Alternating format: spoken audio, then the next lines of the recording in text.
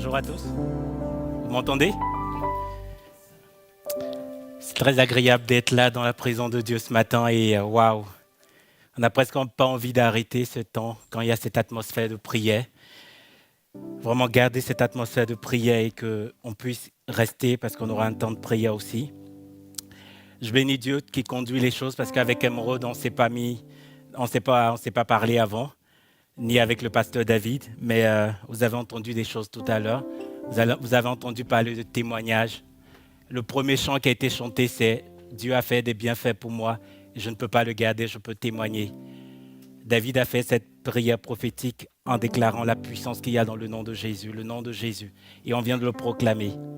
C'est presque la synthèse de ce que je vais vous présenter ce matin. Donc je bénis Dieu pour cela, parce que quand l'Esprit est là, il conduit les choses. Ce matin, mon thème, c'est « Prier, ça marche ». Un thème court, efficace comme une prière. Prier, ça marche. Prier, ça marche. Et pour ceux qui suivent un peu depuis quelque temps, on avait commencé une série sur la prière. C'est la troisième fois que je vous partage sur la prière. La première fois, le thème c'était prier, c'est dépendre de Dieu. La deuxième fois, c'était prier, c'est entrer dans la présence de Dieu avec foi. Et donc ce matin, c'est prier, ça marche. Et le plan que je vous propose, c'est d'abord se demander pourquoi la prière marche-t-elle. Si on dit qu'elle marche, qu'on puisse expliquer pourquoi elle marche. Et bien évidemment, il y a des prières qui ne marchent pas. Et je pense qu'on comprendra. On va aborder les raisons pour lesquelles nos prières ne sont pas souvent exaucées. On va prendre quelques exemples de prières exaucées dans la Bible. Et surtout, on aura des témoignages. On aura 2 témoignages ce matin. Parce que c'est bien de voir ce que Dieu a fait dans le passé. Mais Dieu continue à exaucer des prières au milieu de nous. Donc quand je parlais de témoignages, c'était ça. Il y aura 2 témoignages de 2 personnes dans l'assemblée qui ont vécu des choses et qui vont témoigner de la grâce de Dieu. Moi déjà, je commence à témoigner parce que lundi, mardi, j'étais en arrêt maladie. Donc si je suis devant vous, c'est déjà la grâce de Dieu. J'ai été arrêté par le médecin. Donc voilà, c'est fait, mon témoignage est donné. Voilà, donc on continue. Donc on a dit pourquoi la prière, elle marche.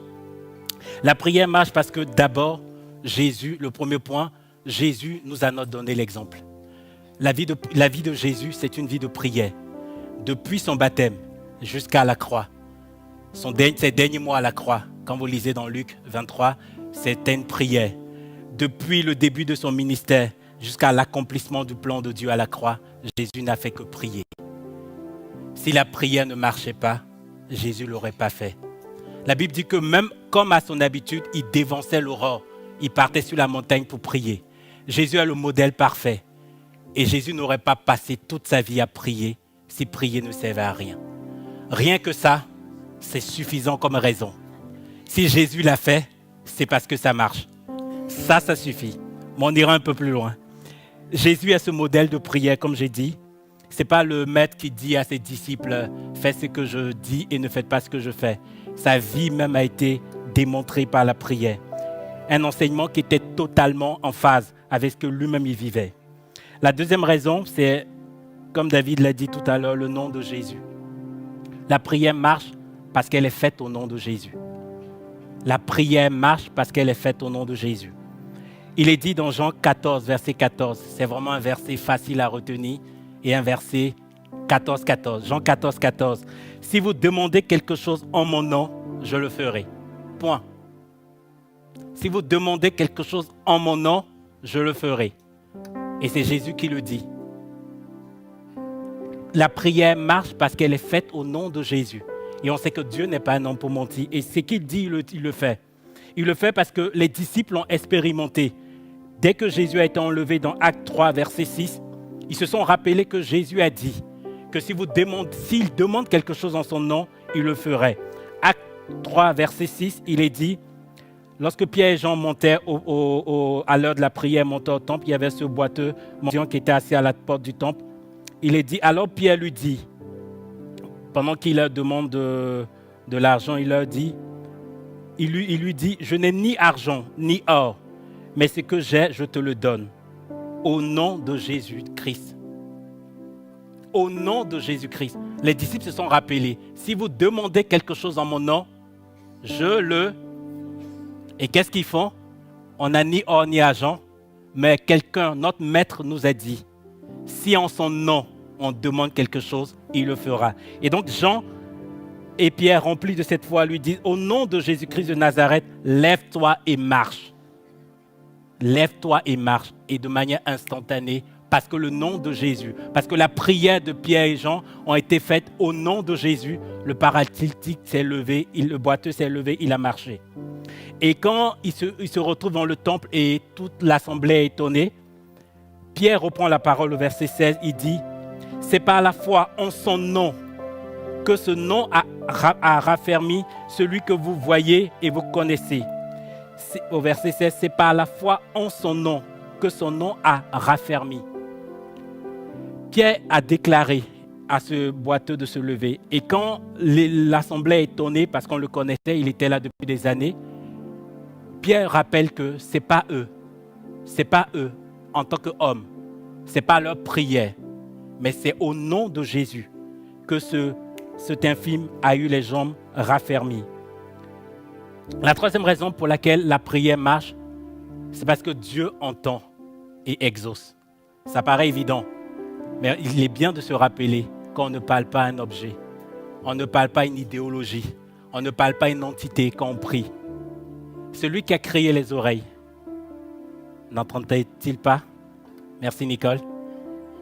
Comment on peut imaginer que celui qui nous a donné la faculté d'entendre ne serait lui-même pas capable d'entendre? Dieu entend et exauce. Il est dit dans Psaume 65 au verset 3, « Ô toi qui écoutes la prière, tous les hommes viendront à toi. » Ô toi qui écoutes la prière. Une autre raison pour laquelle la prière marche, celui auquel on l'adresse, il écoute. Tous les hommes viendront à toi. Il dit également, pour encourager son peuple, dans Ésaïe 65, verset 24, « Avant qu'ils m'invoquent, je répondrai. Avant qu'ils aient cessé de parler, j'exaucerai. » Donc notre Dieu écoute et il exauce. Amen. Donc les trois raisons, Jésus l'a fait parce qu'elle est faite au nom de Jésus et parce que Dieu écoute et il exauce. Mais soyons honnêtes ce matin. Qui ici n'a jamais eu un sujet de prière qui n'a pas été exaucé? Qui a prié pour quelque chose et il n'a pas reçu d'exaucement? Voilà, je pense que la question était mal formulée. Là, c'est bon? Non, soyons honnêtes. Moi, je lève mes deux mains, même si vous voulez. Et donc, en fait, on vient de dire tous ensemble que la prière marche. Mais la réalité, c'est qu'il y a des prières qui ne sont pas exaucées. Si on est honnête avec nous-mêmes, il y a des sujets pour lesquels soit finalement on a abandonné, soit on continue à prier, mais jusqu'à présent, on n'a pas été exaucé. Est-ce que ça veut dire que ce n'est pas fait au nom de Jésus? Est-ce que ça veut dire que Dieu n'écoute pas et n'exauce pas? Je ne crois pas. Et donc, ce qu'on va faire là, on va voir les raisons pour lesquelles elles ne sont peut-être pas exhaustives. J'en ai retenu 7. Elles ne sont pas exhaustives, mais je crois que dans ces 7 éléments, chacun aura une réponse à la raison pour laquelle sa prière ou ses prières ne sont pas exaucées. Le premier point, c'est que la prière, l'attitude de celui qui prie, on doit être en conformité avec Dieu. Jean 15, verset 7 dit, « Si vous demeurez en moi et que mes paroles demeurent en vous, demandez ce que vous voudrez et cela vous sera accordé. » Ce qu'un esprit un peu scientifique, c'est vraiment une démonstration, c'est 2 éléments mis ensemble qui donnent un résultat. Si vous demeurez en moi et que mes paroles demeurent en vous, alors la conséquence logique, vous demandez et vous recevez. Et souvent on demande sans demeurer en Dieu, sans que ses paroles demeurent en nous. Et on est étonné. On ne met pas les ingrédients et on veut obtenir le résultat. Scientifiquement, ça ne marche pas. Bibliquement, ça ne marche pas. Dieu nous donne des principes, on les applique, on a le résultat. Et demeurer ici, c'est un verbe d'état. Un verbe d'état définit une condition. Demeurer en Dieu, c'est être conforme à Dieu. C'est être comme lui. Tel il est, je suis. On a le cœur de Dieu. On ne vient pas prier sans avoir le cœur de Dieu. Si tu n'as pas le cœur de Dieu, ta prière ne peut pas être agréable à Dieu parce que tu n'es pas conforme à lui. La deuxième des choses, le deuxième point, c'est il dit dans Jean 9, verset 31, on est toujours sur la conformité à Dieu. Il dit, nous savons que Dieu n'exauce point les pécheurs. Ça, c'est celui qui avait été guéri, qui témoignait dans le temple. Il dit, nous savons que Dieu n'exauce point les pécheurs. Mais si quelqu'un l'honore et fait sa volonté, c'est celui-là qui l'exauce. Dieu n'exauce point les pécheurs. La Bible dit quelque part aussi que la main de Dieu n'est pas courte, ni son oreille trop sourde pour nous entendre. On a dit qu'il entendait. Mais la Bible nous rappelle que son oreille n'est pas trop sourde, parce que nos péchés peuvent nous fermer le ciel et nous empêcher, Dieu, de nous entendre. Le deuxième point, c'est la conformité à sa parole. 1 Jean 5, verset 14. On aura beaucoup de références parce que je crois que la foi vient de ce qu'on entend, ce qu'on entend vient de la parole de Dieu. C'est bien de pouvoir comprendre les principes que Dieu met dans sa parole.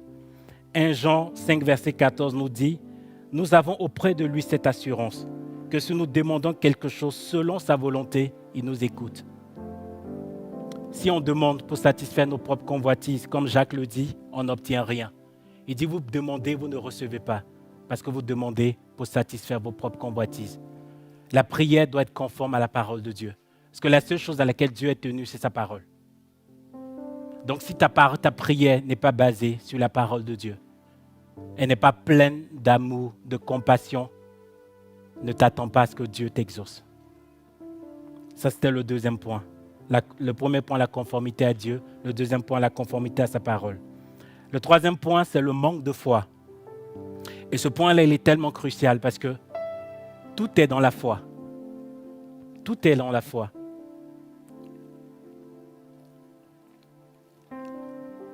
Je lis toujours Jacques au chapitre 5, verset 14. Quand il parle de la prière d'onction d'huile, il dit « Quelqu'un parmi vous est-il malade, qu'il appelle les anciens de l'Église et que les anciens prient pour lui en loignant d'huile au nom du Seigneur Jésus. » Et retenez bien ceci, la prière de la foi sauvera le malade. La prière de la foi. En fait, la prière en elle-même, ce n'est pas une formule magique, mais c'est la foi qui est derrière. Parce que si simplement prier sans foi suffisait, le monde entier prierait et serait exaucé. Mais c'est la foi que tu mets dans ta prière. En gros, limite, ça ne sert à rien de passer 10 heures à prier quand tu sors de ces 10 heures de prière et que tu te dis, est-ce que ce que j'ai demandé va vraiment se réaliser? En fait, tu as perdu 10 heures. Mais si tu pries 1 minute, que tu sors, que les 10 prochaines heures, tu te dis, ce que j'ai demandé, je l'aurai, ta prière est plus efficace que celui qui a passé 10 heures dans la prière. Est-ce que vous me suivez? La prière de la foi guérira le malade. Donc, il y a des prières sans foi. Si Jacques insiste sur le fait qu'il y a la prière de la foi, donc il y a des prières sans foi. Il faut que notre prière soit... C'est la foi qui sous-tend la prière et qui la rend efficace. C'est la foi qui opère. Ce n'est pas les paroles, mais c'est ce que tu crois derrière qui opère. Marc 11, verset 24 nous dit, Marc 11, 24, « Tout ce que vous demanderez en priant, croyez que vous l'avez reçu et vous le verrez s'accomplir. » Donc on demande en priant et après on croit. Souvent on demande en priant et après on ne croit pas et on ne le voit pas s'accomplir. Tout ce que vous demandez en priant, croyez que vous l'avez reçu et vous le verrez s'accomplir. Quand Jésus a maudit le figuier et le figuier a séché, le lendemain il repassait et ses disciples étaient étonnés. Ils étaient étonnés que la parole que Jésus a donnée s'est accomplie. Et Jésus leur dit dans Matthieu 21, 21, si vous aviez de la foi et que vous ne doutiez point, non seulement vous feriez ce qui a été fait à ce figuier, mais quand vous diriez à cette montagne, ôte-toi de là et jette-toi dans la mer, cela se ferait. Tout ce que vous demanderez avec foi par la prière, donc la prière de la foi, demanderez avec foi par la prière, vous le recevrez. C'est vraiment capital la foi. Et on est dans une société où on a tellement de situations qui nous font douter que finalement on prie et c'est comme si on jetait une bouteille à la mer et au petit bonheur la chance. Mais ce n'est pas ça en fait la vie chrétienne. La prière sans la foi, elle ne vaut rien. Le quatrième point, c'est le manque d'insistance et de persévérance. Jésus, quand il a voulu, il est dit dans une parabole, Jésus, pour enseigner à ses disciples qu'il faut toujours prier sans relâche, il a pris un exemple. Il a pris l'exemple d'un juge inique et d'une veuve qui venait à l'importuner. Et finalement, le juge, il a capitulé, mais parce qu'il en avait marre, en fait, que la veuve vienne à chaque fois. La Bible dit lui rompre la tête. Certaines versions disent lui casser la tête. Et en fait, cette parabole n'est pas pour dire que Dieu est un Dieu unique.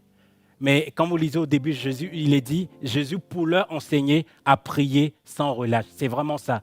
C'est la persévérance et l'insistance.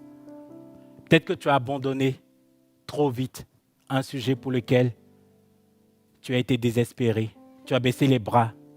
Jésus te demande de l'insistance et de la persévérance dans ta prière. Éphésiens 6, verset 18. Si vous pouvez noter ces références pour pouvoir les méditer à la maison, ce serait bien. Éphésiens 6, verset 18 dit « Faites en tout temps par l'Esprit toutes sortes de prières et de supplications. » Et ça ne s'arrête pas là. « Veillez à cela avec une entière persévérance. » Entière persévérance. Pas juste une persévérance de quelque temps. Une constance, une entière persévérance. Est-ce que ta prière n'est pas exaucée parce que tu as manqué de persévérance et d'insistance? Est-ce que tu as lâché trop vite un sujet pour un enfant, pour un parent, pour une situation qui est là? Est-ce que tu as baissé trop vite les bras? Seigneur t'encourage à persévérer. À persévérer. Jacques 5, verset 16 nous dit Élie a prié. Il est dit au verset 17, Élie est un homme. Non, d'abord au verset 16, confessez donc vos péchés les uns aux autres et priez les uns pour les autres, afin que vous soyez guéris. La prière fervente. Fervente, c'est une prière qui est agissante, une prière qui est vivante, qui est vive, du juste à une grande efficacité. La prière fervente. La prière fervente. Je veux vraiment insister là-dessus parce que l'ennemi, c'est après la foi, là où l'ennemi nous attaque le plus, c'est le découragement. On a du mal à persévérer parce qu'on est dans une époque micro-ondes. Ça doit aller vite, ça doit aller vite. Et quand ça ne va pas vite spirituellement, on baisse les bras. On est dans une société où il n'y a plus de persévérance. Dès que ça ne va pas, on lâche. On lâche dans nos couples, on lâche pour les combats avec nos enfants, avec nos parents, on lâche. Est-ce que tu n'as pas trop lâché vite? N'en veux pas à Dieu si tu n'as pas persévéré. Il est dit Élie au verset 17, Élie était de la même nature que nous. Mais qu'est-ce qu'Élie a fait? Il a prié avec insistance. Souvent on dit Élie a prié, le ciel s'est fermé. Mais il n'a pas que prié une fois. La Bible dit qu'il a prié avec insistance. On parle d'Élie qui a fait descendre le feu du ciel. Mais même lui, il a eu besoin de prier avec insistance. Il a prié avec insistance. Quelqu'un qui était capable de prier, le feu descendait, mais il a prié avec insistance et le ciel s'est fermé pendant 3 ans et 6 mois. Prier avec insistance. Le 5e point pour lequel nos prières ne sont pas exaucées, ce sont les oppositions spirituelles. Nous ne sommes pas dans un monde de bisounours. Autant Dieu nous veut du bien, autant il y a quelqu'un qui nous veut du mal. Et souvent, on ne le réalise pas en fait. On pense que tout va rouler. On est sur une piste droite là où tout est bien balisé, il n'y a rien, il n'y a pas d'obstacle, on y va. Non. Ce qui a été fait au bois sec sera fait au bois vert. Ce qui a été fait au bois vert sera fait au bois sec. Parce que Jésus lui-même a subi des oppositions. Jésus lui-même, le diable ne l'a pas laissé faire ce qu'il était venu faire. Ne crois pas qu'il va toi te laisser faire ce que Dieu a prévu pour toi. Jésus était venu accomplir le plan de Dieu. Mais le diable s'est opposé. Depuis sa naissance, il a cherché à le faire mourir jusqu'à la fin. Et nous, on pense que notre vie chrétienne sera sans opposition. On va se lever le matin, tout va rouler, la grâce, la bénédiction. Réveillons-nous ce matin. On a un ennemi, c'est un combat. Qui dit combat dit adversité, dit opposition. On est dans une dimension spirituelle. On n'est pas dans la 4D, la 3D, non. Ça va au-delà. Daniel quand Daniel a prié, dans Daniel 10, verset 12, il y avait un combat spirituel. Daniel a reçu des paroles et il a pris trois semaines où il a pris ses temps de jeûne. Et au verset 12, il est dit, l'ange qui vient voir Daniel lui dit, verset 12 du chapitre 10 de Daniel, Daniel ne craint rien, car dès le premier jour où tu as eu à cœur de comprendre et de t'humilier devant ton Dieu, tes paroles ont été entendues. Et c'est à cause de tes paroles que je viens. Donc Daniel commence à prier. Il a sa 3e semaine de jeûne. Et l'ange lui dit, dès le premier jour, ta prière est exaucée et j'ai été envoyé. Mais ça a pris 3 semaines. Pourquoi ça a pris 3 semaines? Le chef du royaume de Perse m'a résisté 21 jours, 3 semaines. Mais voici Michaël. Michaël, c'est l'ange, le chef de l'armée céleste. Michaël, l'un des principaux chefs, est venu à mon secours et je suis demeuré là auprès des rois de Perse. En fait, Daniel est dans ce combat spirituel. Et l'ange lui dit, dès le premier jour que tu as commencé à prier, j'ai été envoyé. Mais j'ai été retenu. Il a fallu que le chef de l'armée céleste vienne me libérer, combattre. On est dans un monde spirituel et il y a des combats. Et ne nous laissons pas berner par la technologie, par l'évolution. Faites croire que ces combats, ces oppositions, c'était d'un temps passé. Non, aujourd'hui encore. Aujourd'hui encore, on vit des temps de combat. Quand Paul disait à Timothée, combat le bon combat de la foi. C'est parce que c'est un combat. Ce n'est pas juste avoir la foi. C'est un combat, on est combattu. Combattu dans notre espérance. Combattu dans les promesses de Dieu pour nous. Tu dois combattre le bon combat de la foi. Mais si tu ne veux pas combattre, tu subis les choses, il y a un problème. Il y a des oppositions spirituelles, il faut en avoir conscience. Combattre le bon combat de la foi. Jésus, quand il encourageait, Dieu, quand il encourageait son peuple par le prophète Jérémie, Jérémie 1, verset 19, il leur dit, « Ils te feront la guerre. » Et ce n'est pas une bonne nouvelle pour vous, mais je vous le dis ce matin. « Ils te feront la guerre, ou il te fera la guerre, le diable, mais il ne te vaincra pas, car je suis avec toi pour te délivrer, dit l'Éternel. » Soyons conscients des oppositions qui sont là et prions. Le 6e et avant-dernier point va avec le 5e point, les oppositions spirituelles, c'est le manque de prière, d'autorité. Vous savez, il y a plusieurs types de prières. Il y a l'action de grâce, la repentance, la supplication, l'intercession. Certainement, ça fera l'objet d'une prédication un jour. Mais aujourd'hui, le type de prière sur lequel je veux m'attarder, c'est la prière d'autorité. Et je vous donne un exemple. Il y a des parents ici dans la salle. Quel parent qui, devant un animal féroce, qui menace son enfant, ne va pas exercer une autorité pour défendre son enfant? Si vous vous retrouvez dans une forêt, un animal féroce vient menacer votre enfant, qu'est-ce que vous allez faire? Vous allez exercer une autorité pour défendre votre enfant. Est-ce que vous me suivez? Et souvent, c'est ce qu'on ne fait pas en fait. On ne réalise pas qu'on a une autorité en Christ. On ne réalise pas que l'autorité que Dieu nous confère dans le nom de Jésus, on l'a chanté tout à l'heure, merci Émeraude, il y a puissance dans le nom de Jésus pour briser les chaînes. Mais cette puissance-là, il faut en prendre conscience. On a déclaré que les liens, les addictions sont brisés dans le nom de Jésus. C'est une autorité qu'on a, mais on ne l'exerce pas. La prière d'autorité. Est-ce que souvent tu te lèves avec cette sainte colère pour dire non, stop aux cycles qui ne finissent pas, les cycles qui viennent de génération en génération, des addictions dans lesquelles tu tombes et tu retombes.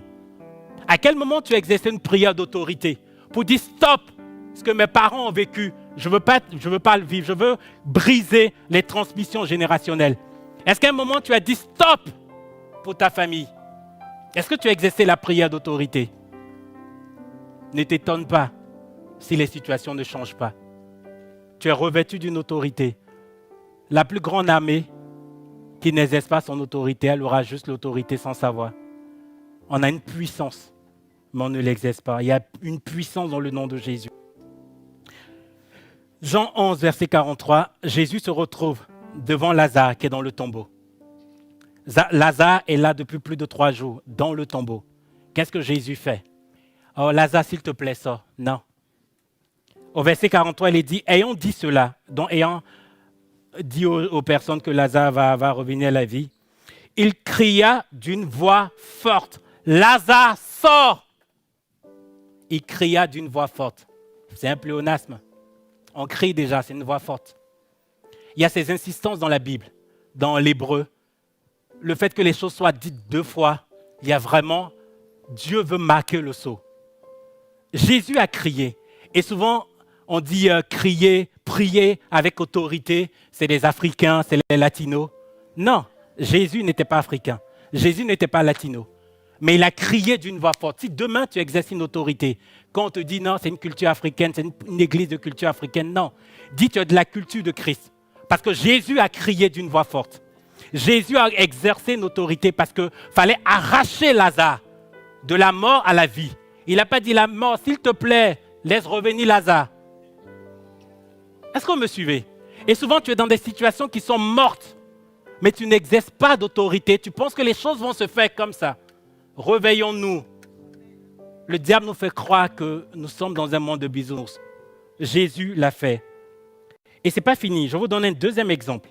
Dans Matthieu 17, au verset 18. On va lire dans la version du Semeur, parce que les mots sont plus forts dans cette version, je trouve. Il y avait cet enfant qui était lunatique. D'autres versions disent épileptique. En fait, quand il avait des crises, il tombait dans le feu. Le démon le mettait dans le feu, dans l'eau. Les parents, désespérés, ont envoyé l'enfant aux disciples. Et les disciples n'ont pas pu chasser l'esprit mauvais et ils l'ont envoyé à Jésus. Et qu'est-ce que Jésus fait au verset 18 de Matthieu 17? Jésus commanda avec sévérité. Commander, c'est exercer l'autorité comme un commandant, comme un chef d'armée. Jésus commande avec sévérité aux démons de sortir. Ce n'est pas une culture africaine, j'insiste dessus. Jésus commanda avec sévérité aux démons de sortir. Et immédiatement, celui-ci sortit de l'enfant et l'enfant fut guéri à lui-même, à l'heure même. Jésus a commandé. Il n'a pas dit, oh, gentil démon, aurais-tu l'amabilité de sortir, s'il te plaît, de cet enfant que tu fatigues depuis des années et dont les parents sont désespérés. S'il te plaît, pourrais-tu sortir? Non. Il a commandé avec sévérité. À un moment, il faut que tu te lèves pour ta famille. Il faut que tu te lèves pour changer les situations et exerce l'autorité. Le dernier point, j'avais dit 7, on s'arrête au 7e point. Le dernier point, c'est un point sur lequel je sais qu'il ne sera pas facile, mais je veux le partager parce que je crois que le Seigneur me met à cœur de le partager avec vous. C'est la souveraineté de Dieu. En fait, on peut tout faire. On peut tout faire. Et Dieu peut décider de ne pas exaucer nos prières. Et en fait, cette souveraineté de Dieu, acceptons que Dieu puisse dire oui ou non à nos prières. Si Dieu ne pouvait pas dire oui ou non à nos prières, Dieu serait une marionnette qu'on commande. Fais ça, il fait ça. Et même nous, ça nous ennuierait. On dit tu es souverain, tu es Seigneur de ma vie, mais on refuse qu'il dise oui ou non à nos prières, ou qu'il exauce autant que lui l'a voulu et pas en notre temps. Et ça, je sais que c'est très difficile à accepter, mais il reste souverain. Et pour mieux comprendre cette souveraineté, on va avoir 3 cas dans la Bible, 3 cas de personnes qui ont prié et qui n'ont pas été exaucées, parce que la souveraineté de Dieu s'est illustrée.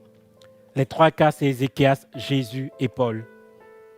Ézéchias, c'était un roi. Dans le livre d'Ésaïe, au verset 38, versets 1 à 5. Ésaïe 38, 1 à 5. J'essaie d'aller rapidement. En ce temps-là, Ézéchias fut malade à la mort. Déjà, il est malade, il va mourir.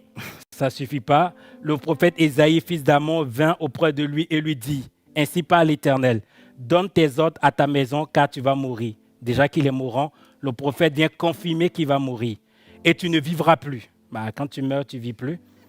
Ézéchias tourna son visage contre le mur et fit cette prière à l'Éternel. « Éternel, souviens-toi que j'ai marché devant ta face avec fidélité et intégrité de cœur et que j'ai fait ce qui est bien à tes yeux. » Et Ézéchias répondit d'abondantes larmes. Je fais le parallèle avec Jésus. Jésus à Gethsémani. La Bible dit qu'il a pleuré jusqu'à ce que ses larmes soient comme des grumeaux de sang. C'est le même type de prière qu'Ézéchias a fait. Il a répondu d'abondantes larmes. Parce que le prophète, déjà, il est mourant, il est sur son lit de mort et le prophète vient lui confirmer qu'il ne va pas vivre en fait. Donc, il n'y a pas d'espoir. Donc là, c'est vraiment la prière désespérée, comme Jésus à Gethsémani, qui voit la croix venir. Et ce qui se passe, c'est que Dieu revient et dit à Ésaïe dans la suite, « Puis la parole de l'Éternel fut adressée à Ésaïe en ces mots. Va et dis à Ézéchias, ainsi parle le Dieu de David ton père. J'ai entendu ta prière, j'ai vu tes larmes, j'ajouterai à tes jours 15 années. » L'un des témoignages, je fais un petit teaser, l'un des témoignages qu'on va entendre tout à l'heure, c'est quelqu'un au milieu de nous, à qui on avait donné quelques années, mais qui est encore vivant, comme Ézéchias. La mort était déjà annoncée. Jésus et Ézéchias ont fait la même prière. Jésus a dit à Gethsémani, si cette coupe pouvait s'éloigner de moi, il a répondu d'abondantes larmes. Ézéchias a fait la même chose.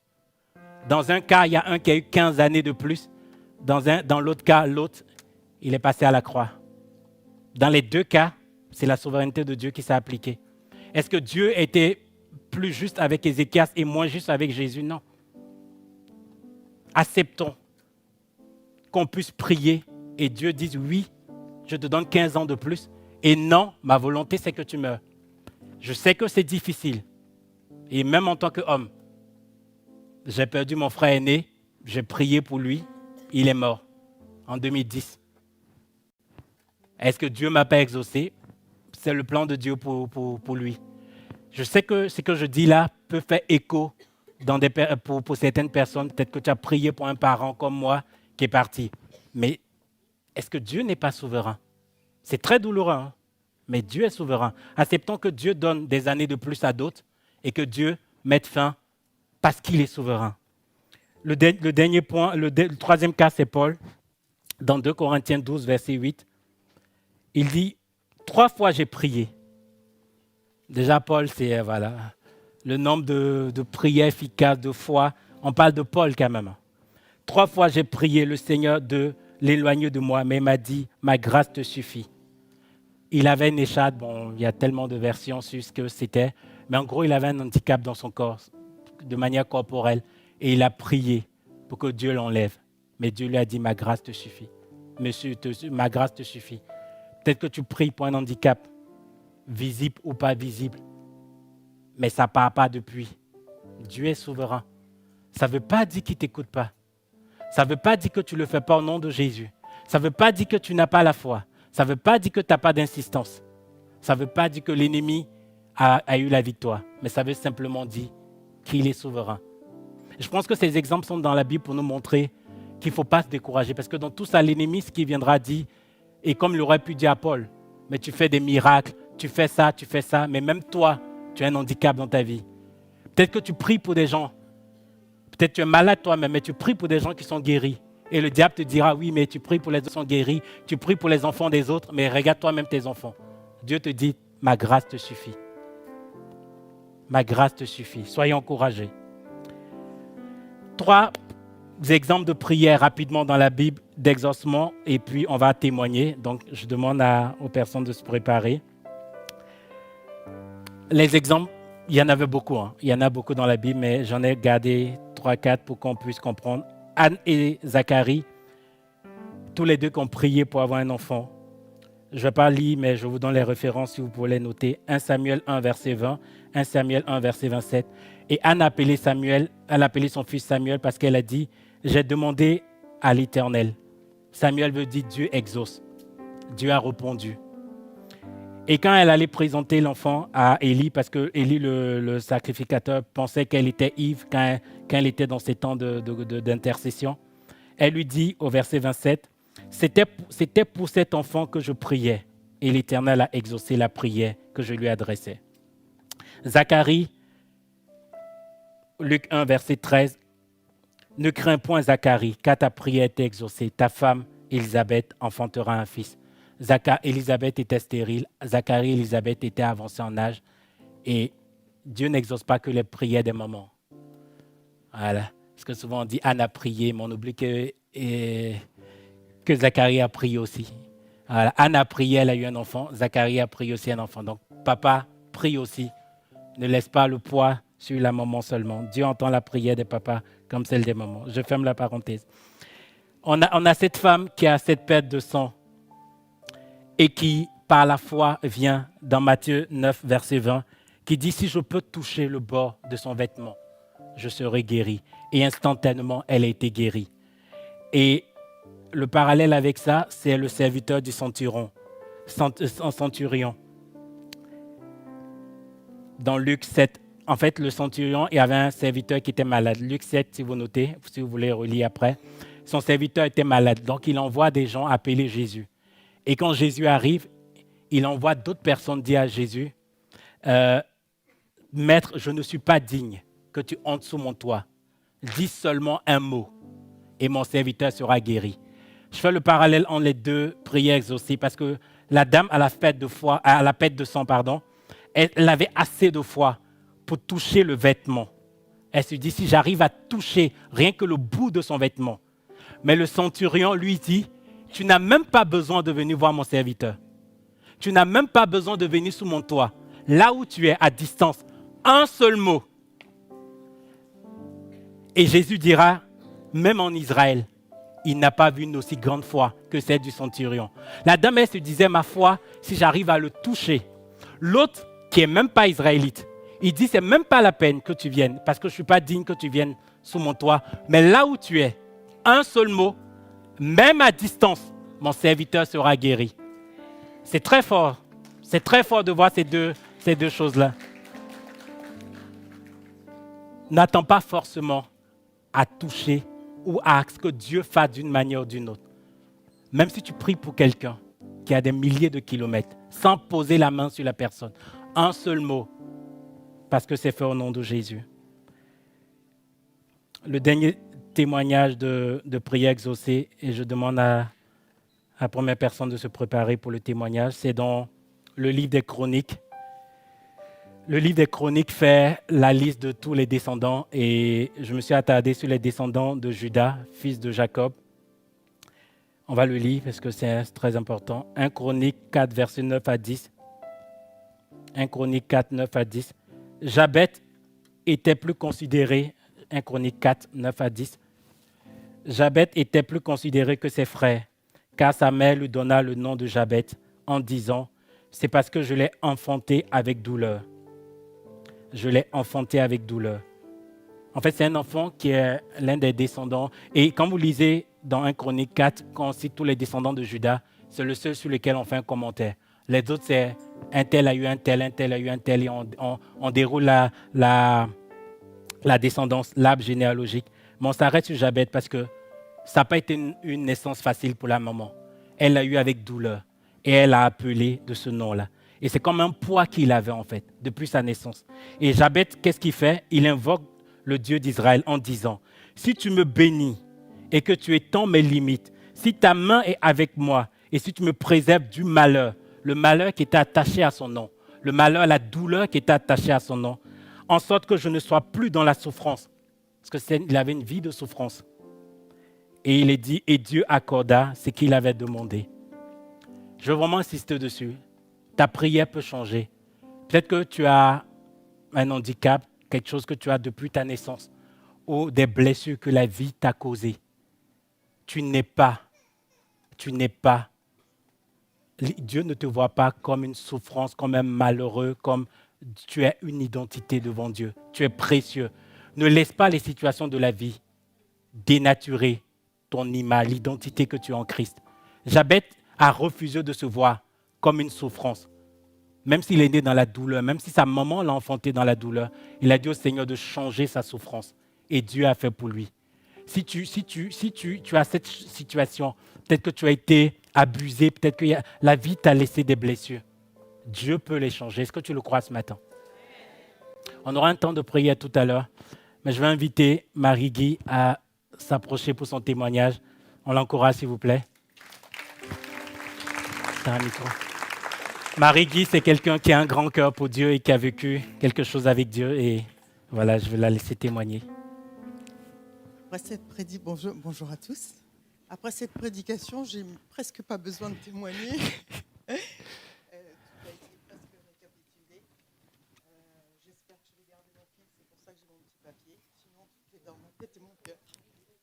Ah, pardon, je ne suis pas habituée. Je vais essayer de garder la chronologie de cet événement. Tout d'abord, je vous laisse Marc 5, 19, qui dit « Va dans ta maison, vers les tiens, et raconte ce que Dieu a fait pour toi. » En fin septembre, j'ai eu toute une nuit de souffrance par une crise de colique néphrétique. J'ai souffert toute la nuit jusqu'au matin, voire jusqu'au lendemain midi. Je devais aller travailler. Je suis quelqu'un qui ne s'arrête jamais. J'ai dû appeler, ça m'a coûté d'appeler pour dire que je ne pouvais pas venir travailler. De ce fait, j'ai appelé le médecin et j'ai eu un rendez-vous rapidement. Et après ce rendez-vous médical, j'ai eu la confirmation en fait que j'avais des calculs, sauf que c'était trop invasif. Donc du coup, le médecin m'a prescrit donc des radios. Après première radio, j'ai eu droit à tout au mois d'octobre. Ça a été un mois que d'examens, radio, écho, scanner, IRM. C'était fatigant, épuisant. Et puis vous savez que pour des spécialistes, c'est très long, les délais. Donc tout le mois d'octobre, ça a été ça. Et malheureusement, c'était la confirmation de l'intervention. Il faut savoir que j'ai déjà subi beaucoup d'interventions et qu'au fil des années, j'élimine très mal les anesthésies générales. Dont une fois où j'ai fait un malaise. Et de ce fait, moi, ça m'a cassé un peu les bras et j'étais un peu, comment je peux dire, un peu en panique dans la mesure où les conséquences pour moi sont lourdes. J'ai fait la prière au Seigneur, merci. J'ai fait la prière pour son intervention à lui. Amen. Et afin que je fasse aussi ma propre expérience de guérison, parce que tout au long de mon parcours, j'ai assisté, que ce soit mon propre mari, mes enfants ou mon entourage, j'ai assisté à des guérisons divines. Et je lui disais, mais Seigneur, pourquoi moi je ne pourrais pas avoir une expérience avec toi? C'est l'occasion que tu me bénisses, malgré que je ne mérite rien. Et donc j'ai été poussée à... Excusez-moi. J'ai été poussée à persévérer justement dans la prière et je me dis, Seigneur, maintenant tout est entre tes mains. Ma confiance est en toi et pas dans les humains. Il y avait une réalité, il y avait l'épreuve du problème, mais moi je voulais faire confiance à mon Dieu.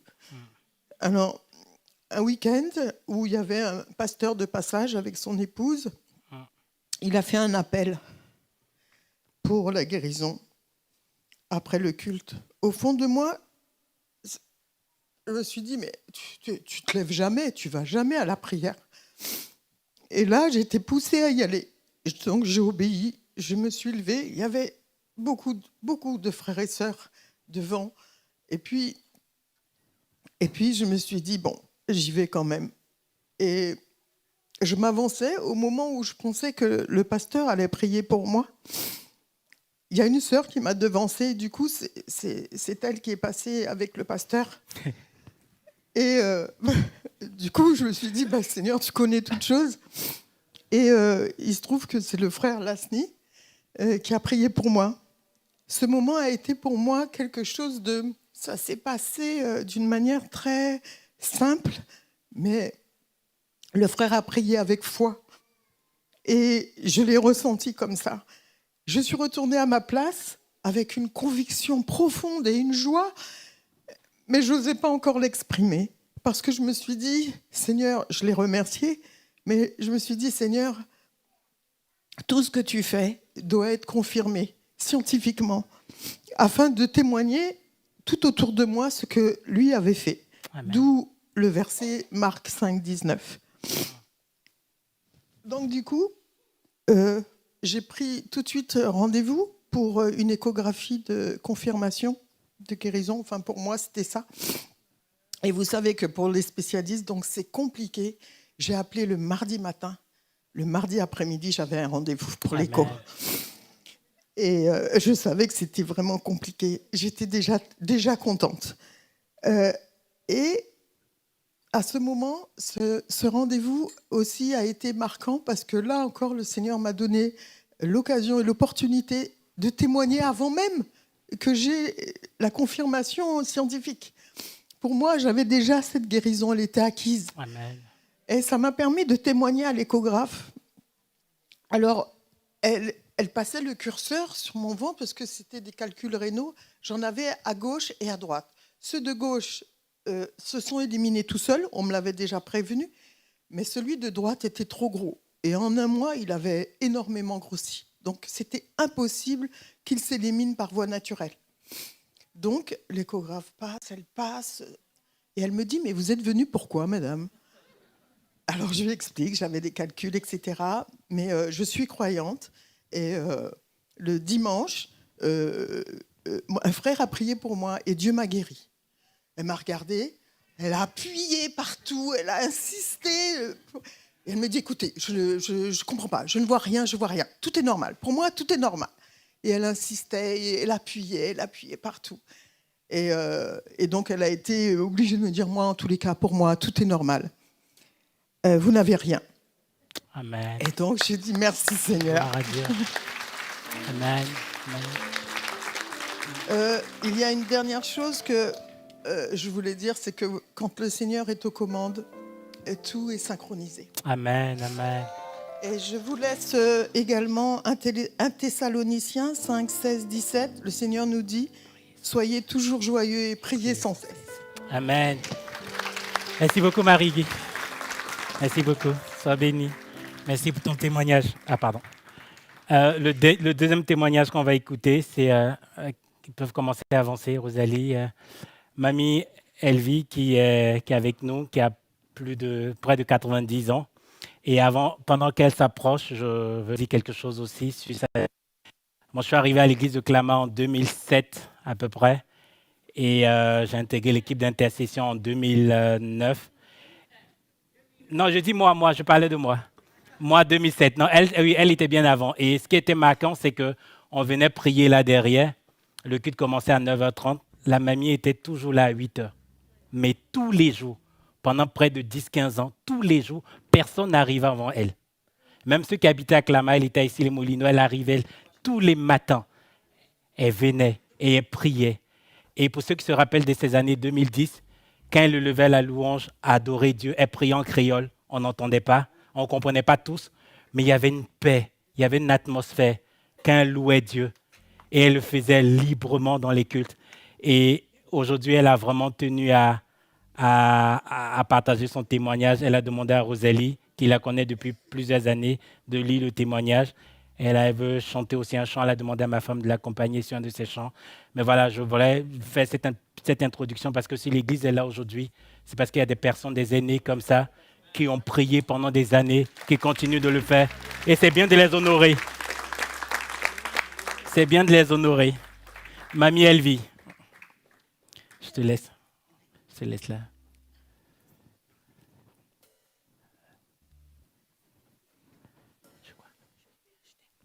D'accord. Okay. Bonjour tout le monde. Ah oui.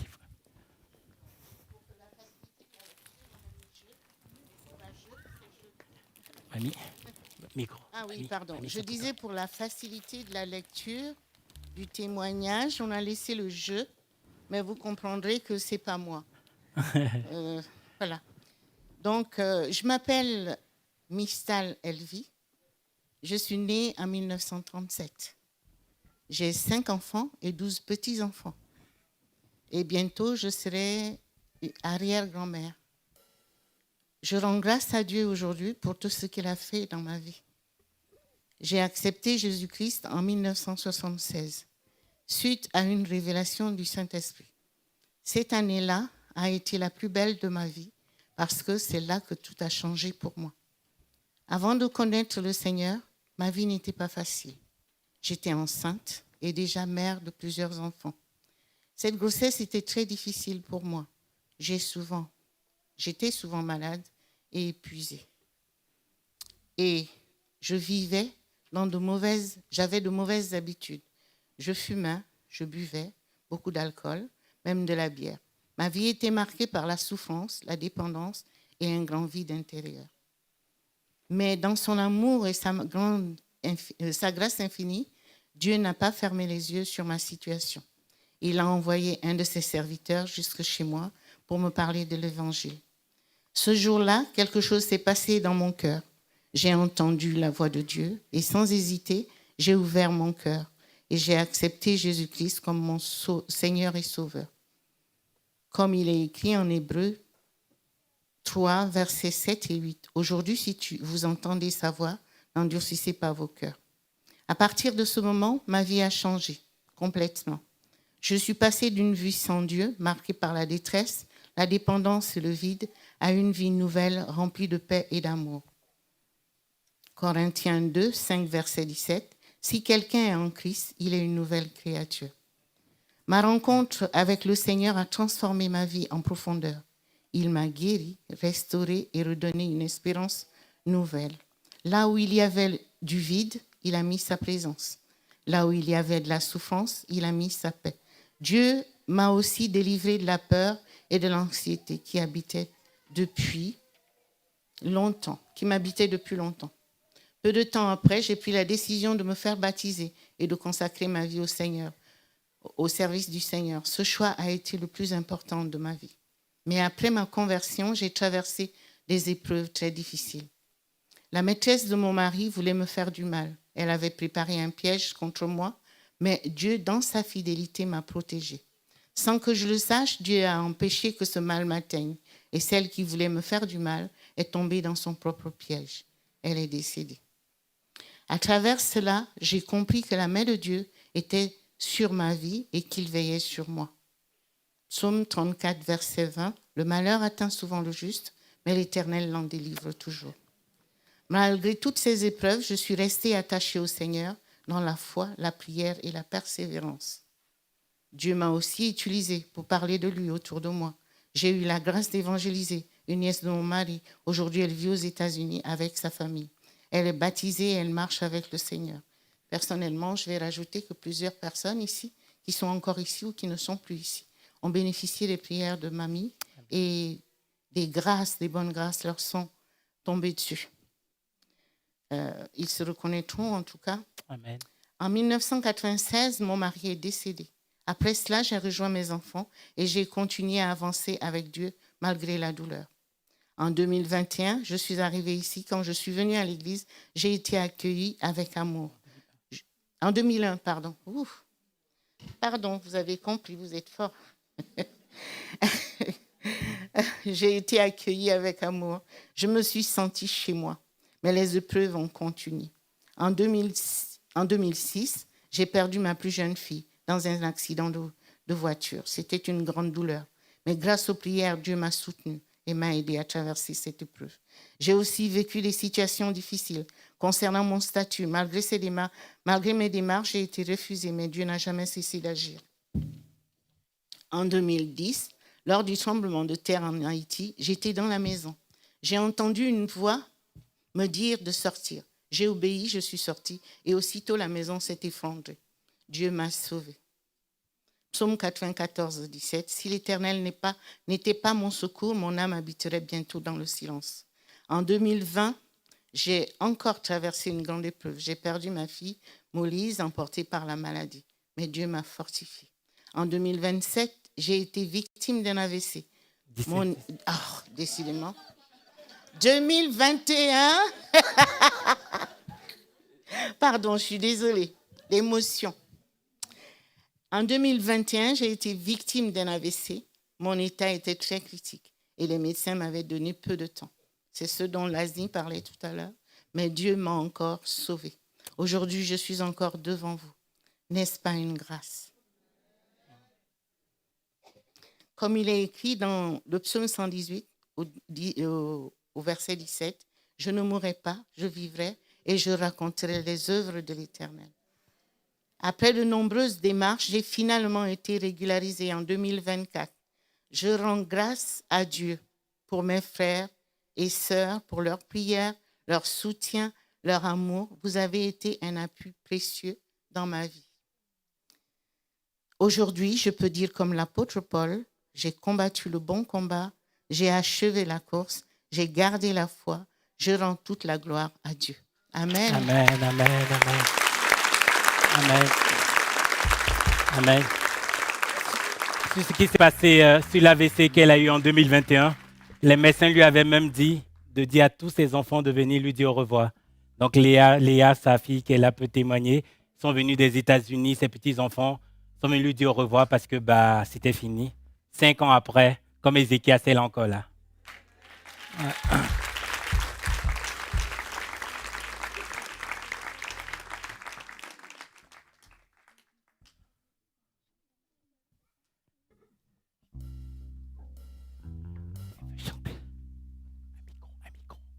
Alléluia.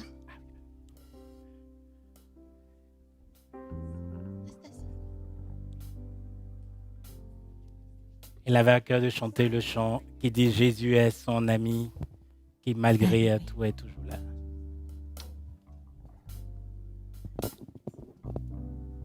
Ok. Donc, pour ce témoignage, Mamie a demandé qu'on puisse chanter un chant et elle a voulu chanter avec moi. Voilà, donc on va le chanter ensemble. Et puis, si vous connaissez ce chant, vous pouvez aussi le chanter. Ce chant est intemporel. Ouais. Et ce chant vraiment parle de la grâce, la présence de Jésus. Amen.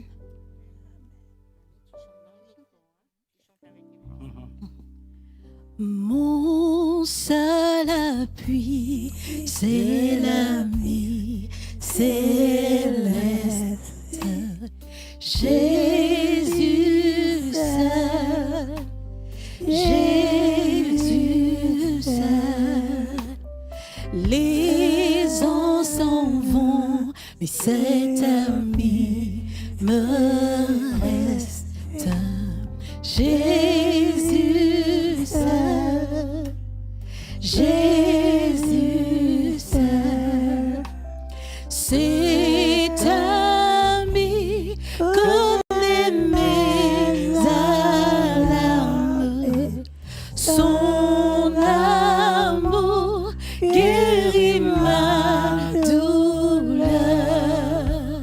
Sa main essuie toutes mes larmes.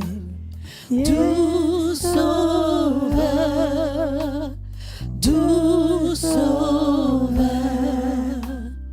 Tout mon désir, c'est de le connaître. Jésus seul, Jésus, Jésus seul. Et que sa paix remplisse mon être. Jésus seul, Jésus seul. Cet ami connaît mes alarmes. Et son amour guérit ma douleur. Sa main essuie toutes mes larmes. Doux sauveur, doux sauveur. Dans le danger, toujours il me garde. Jésus seul, Jésus, Jésus seul. Dans mes soucis, à lui je regarde. Jésus seul, Jésus seul, cet ami, lui connaît mes alarmes. Son amour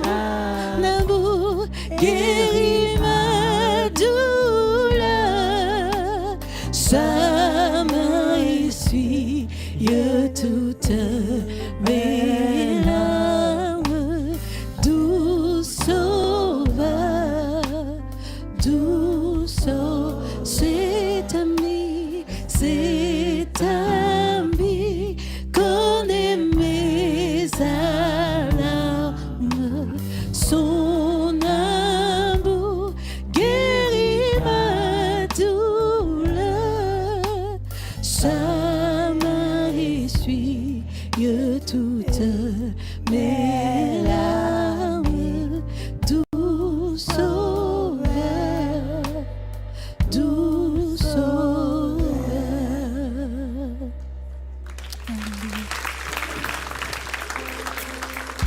Non, non, c'est bon. Vous allez, c'est bon. Elle voulait pas aller. Vous l'accompagnez. On encourage mamie. Voilà, on va terminer. Et la sainte scène qui est là, je pense que Dieu conduit les choses comme il veut. Ça sera une sainte scène de proclamation. On va la prendre en victoire. On la prend pas? D'accord, ok. Bah, autant pour moi.